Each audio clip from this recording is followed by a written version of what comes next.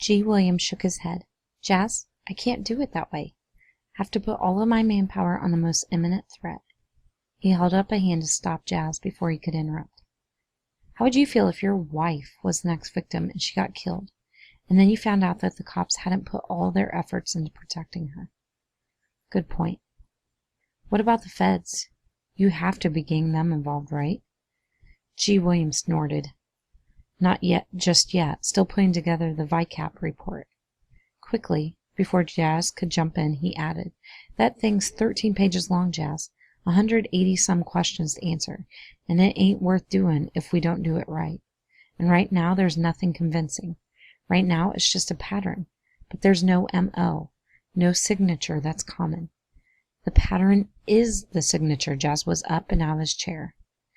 God, G. William. Jazz, everything's inconclusive right now. I've made some calls to the feds on the QT, but the first murder just didn't have enough unique characteristics. A severed finger isn't a...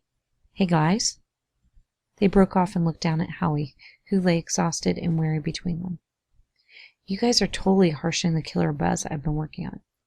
Thanks to some amazing meds a very nice nurse gave me. It's bumming me out, he grinned lazily, and I'm not going to last much longer anyway. Sleepy time is totally strong-arming me. Sorry. G. William cleared his throat with a sound like a drowning child. We'll let you get some rest. He jerked his head toward the door in a manner that tolerated no rebellion. Hang on. Wait a sec, Howie said. Jazz turned back to the bed. Howie gestured him over. G. William went into the hall, and Jazz stood by Howie. You need something? Jazz asked him. More meds? Some water? A hot nurse and a stripper pole? Howie chuckled, then winced. Don't make me laugh. And I'll take that nurse and stripper pole in like a week. But here, I want to give you this.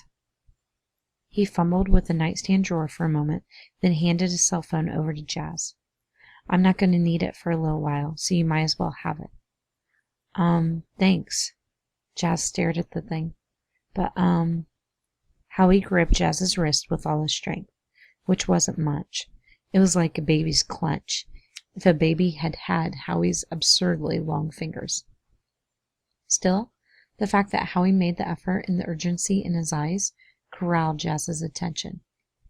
Get this, guy, Howie whispered with all that was left in him. You'll need a cell when you're tracking him down. Take it. Howie, man, I'm done. You heard G. William. He's got it under control. He's on it. G. William isn't you, man. You're the guy. You're the one. No. Do it for me. Howie, I'm out. Seriously. This was too much. You almost... He yanked his hand away. I'm done. You think Howie swallowed hard? It seemed to take forever. You think you need to stop because I have some stitches? Lost some blood? He forced the phone back into Jazz's hands as though his life depended on it. Man, that's why you have to... A long, slow blink. That's why you have to... He giggled. Wow, this is some really good... Bang. He was out.